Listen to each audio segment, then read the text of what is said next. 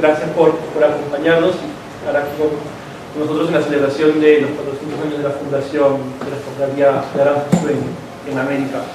A John por el seguimiento que hizo para poder participar, a Óscar Álvarez por la convocatoria a través de Pilar Latasa en la Universidad de Navarra, muchas gracias a los dos, a Instituto Ribagüero por, como siempre, estar acompañándonos para poder desarrollar este tipo de eventos. El artículo que se me solicitó para esta ocasión versaba sobre todo el desarrollo de las cofradías de españoles en Lima en el siglo XVII, algo que yo soy un poco especialista, que he trabajado bastante sobre el tema. Y este artículo un poco lo fui diseñando haciendo énfasis en 4 características fundamentales que tienen las corporaciones, como las cofradías, para mí, sobre todo los españoles. Era un poco del mundo de cofradías que existieron en Lima, poder centrar solamente a los españoles. Estos 4 puntos son como 4 acápites que he indicado que más o menos se ha organizado el artículo, y para mí son: el primero, la asistencia espiritual frente a la enfermedad, la muerte y la educación moral en el caso de las mujeres, que tiene como ejemplo más latente la Cofradía de la Caridad, que podría ser un símil de la Cofradía de la Caridad de España y del Colegio Vascongadas, en México. El segundo punto, la asistencia material a través del fomento de las dotes y becas que ofrecían las cofradías a todos sus hermanos. La tercera, una visión de arraigo a través del paisanaje, ejemplificado en la Cofradía de Aranzazu, un caso excepcional en Lima, aunque también hay otros casos que luego veremos. Y la cuarta característica, creo que es fundamental, es la búsqueda del fomento del culto basado sobre todo en esta asociación gremial.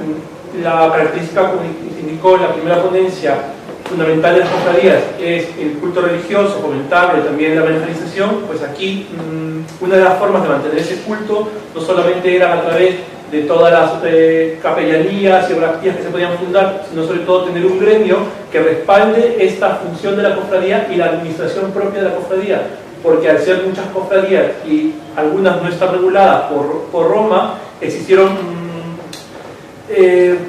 bastante asociaciones no formalizadas, bastante informalidad en el tema de las cofradías aquí en Lima. Y la mayoría de casos que se pueden rescatar de los archivos habla mucho de esta informalidad de la cofradía limeña como una de las características fundamentales también de aquí. Aunque no son características propias de las cofradías de españoles, las que he indicado, su organización y rigurosidad, y es un punto importante en las cofradías de españoles, pasa por el cumplimiento de las constituciones o cartas de hermandad que se tenían que dar para fundar las cofradías. Las cartas de hermandad o las constituciones fueron fueron muy seguidas por los españoles, las cofradías que fundaron, a diferencia de los indios, de los negros, de los mulatos o de estas cofradías mixtas que encontramos en Lima. Y esto hace que para mí estas 4 características sean fundamentales. Voy a pasar un poco a hacer un resumen de lo que es el artículo, una introducción que habla sobre las cofradías en Lima, con énfasis en la parte de españoles, y un resumen de los 4 puntos que he indicado. Yo con un poco para más orden lo trato de leer para que se pueda entender mejor.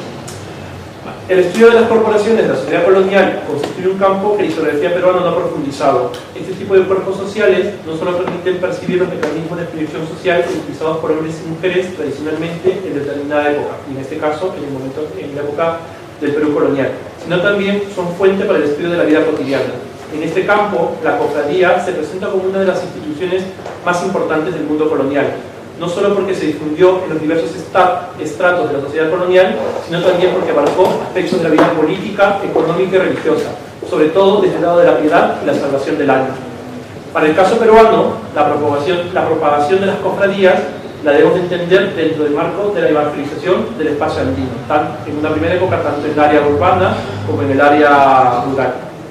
Es por ello que el siglo XVII es decisivo para la institucionalización de la cofradía en todo el virreinato. A través de ella se propagan devociones a santos, vírgenes, ángeles y reliquias. Es sobre todo la imagen de María que ganará mayor difusión, en sus advocaciones de la Inmaculada, la Dolorosa, la Concepción o Asunción. No solo serán las cofradías urbanas las que funden advocaciones marianas, sino también en las zonas rurales tomarán adicionalmente vocativos asociados a las comunidades indígenas. Uno de los roles que asumieron las cofradías desde su fundación fue el mantenimiento del calendario festivo. De ello deviene la importancia de cargos administrativos dentro de sus corporaciones, como los de mayordomos, priostes y demás. Dentro de las cofradías se reproduciría la estratificación de la sociedad colonial. Es así que conceptos como espacio y tiempo estarán asociados al manejo de cargos jerárquicos, a través de los cuales se realizaban alianzas de orden contractual, que reformulaban y redefinían las relaciones de los poderes civiles y eclesiásticos. Se puede indicar que fueron concebidas como mecanismos de integración y organización de la sociedad colonial. Dentro de la cofradía se reproducirá el macrocosmos social de la sociedad colonial, contribuyendo a preservar el orden jerárquico, manteniendo los privilegios de determinados grupos, creando elementos de salvaguarda del honor, honra y cuerpo. Es decir, en las cofradías se reprodujo de manera microscópica la compleja vitalidad de la sociedad colonial. En Lima, la diversidad de casas que compartían un mismo espacio trajo como consecuencia la fundación de cofradías que vinculaban a cada una de ellas. Por ejemplo, la de Nuestra Señora del Rosario se fundó para indios, negros, mulatos y españoles, la de carpinteros de San José de la Iglesia de San Francisco, la de los vascos de Nuestra Señora de Aranzazu en San Francisco, cofradías de élite como la de la Veracruz, Santo Cristo de Burgos, la Antiguo, Jesús Nazareno, que fueron fundadas por los vecinos más notables de la ciudad de Lima. Debido a esta diversidad, las cofradías limeñas adoptaron heterogéneas características, siendo una de las principales su orientación asistencial tanto lo espiritual como lo material. Para poder realizar estas actividades, las cofradías se convirtieron en causas administradoras de un considerable patrimonio, proveniente de donaciones y patronatos fundados a favor de ellas. Esta acumulación y circulación de bienes hizo posible el establecimiento de una economía material y espiritual, dirigida a la salvación del alma, vértice fundamental de la organización. Un factor poderoso en la cotidianidad de los diversos sectores sociales fue el manejo y administración de la devoción. La participación en las fiestas corporativas, la recolección de limosnas para sus altares, así como también otras obras pías, fueron elementos básicos para la acumulación de bienes, otorgando a sus dirigentes, en este caso a los mayordomos, experiencia en la gestión económica y revestiéndolos de un influyente poder en la comunidad. Con el asentamiento de la ciudad y la organización de la población, el número de cofradías fue incrementando. El padre Cobo, en su descripción de la ciudad de Lima de 1613, nos indica que en Lima habían inscritas 25 cofradías de españoles, 13 de indios y 19 de negros. Para 1619, las cofradías fundadas en las iglesias, monasterios y parroquias de la ciudad alcanzaban un total de 60.